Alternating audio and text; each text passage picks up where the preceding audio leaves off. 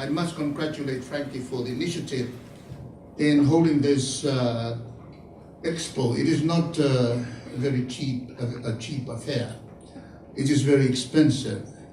But for him to go out of his way and pay the expenses is indicative of the great imagination, the entrepreneurship that this businessman has to grow his business in Samoa, and also to help all those enterprises to have an opportunity to display your wares.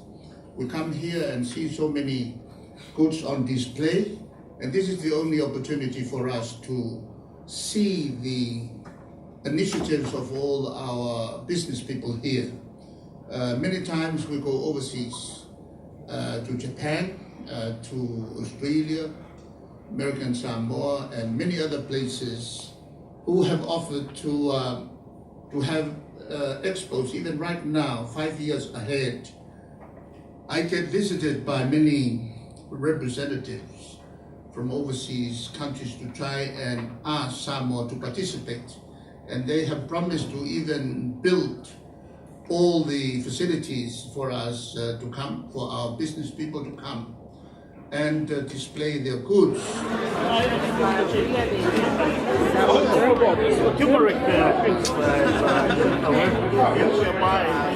very good.